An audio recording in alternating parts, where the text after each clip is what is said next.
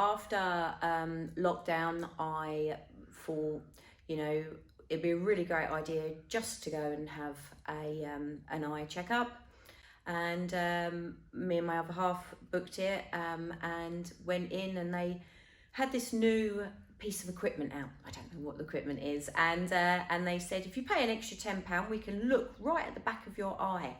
So we thought, well, while we're here, why wouldn't you, you know? So we had that done, and my other half went in, had his done, come back out, set my go. I went in, and then as she said, I'm just going to check everything and then I'll call you back in. And she didn't for ages. And then other people were going in and out of my room where I had my eyes done. And then she called me in, and this lady was so excited. She said, I've only ever seen photos like this in textbooks. She said, you've got one of the rarest eye diseases and it's so exciting. And I thought, well, who for? So from then I've had loads of eye appointments at the hospital. I've just been given an eye appointment at Moorfields Hospital, which I'll get, is with an expert in my condition. And I have a condition called macular degeneration, Stargardt's. And what they think is going to happen is that I will lose my central vision, and to start off with, and then eventually one day that, you know, it will all go.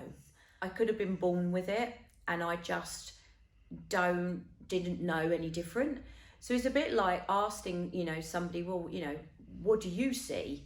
And you don't know, do you? Because that's how you see. So it's really hard for somebody to say. But apparently I've been living and walking around in a permanent haze all my life, which is really me as well, you know? So it's like depth.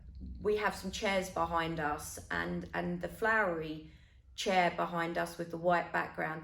I know because I've been in this room, but that's just blurry. I can't see the kind of proper outlines, and it doesn't look like there's a seat there, but I know there's supposed to be a seat there, but it just blends into the back wall. So that's, you know, I know now that that's not meant to be like that, and that's what I've seen most of my life. I have a really nice doctor here in Bury, and he has said to me, because he thinks I'm handling, and I am, with our yoga practice, which really helps me, I'm handling things so good. He has said to me that carry on the way that you are, enjoying your life as much as you can, see the world now you can see it, don't move to the countryside, don't move too far away from anything else, because you know, it isn't going to stay like this forever. And that's all the advice that I've been giving. I've got one more knock on my eyesight, so if it gets slightly worse, we have agreed that I won't be able to drive. Conditions that I've been told not to go out late at night on my own or early in the morning, because lights affect my eyes, so I could fall, and I have fallen a couple of times now. But good light, good condition, good daylight, I'm fine, you know. But they haven't given me like proper set guidelines. They say it could be 2 years, it could be less, we just don't know. So I'm hoping, you know, people sort of say, you know, like, oh, you're happy all the time, Dawn, you're quite joyful all the time, you know, we forget that you've got something wrong with you. Well, that's fine, because, you know, I'm getting on with my life, and I'm planning workshops, I'm planning retreats, and I am. But at the same time, I am going through something as well. So it is quite confusing sometimes to kind of get that balance in your mind. But it says, as I say, in the scriptures, that once we learn to control our minds, we can control anything.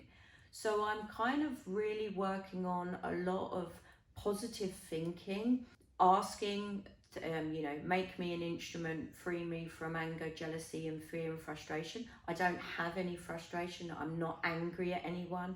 I don't feel like, you know, why me? I think it's like a lesson, and I have to through positive thinking and being grateful for the situations that have happened to me, I think that I will be fine.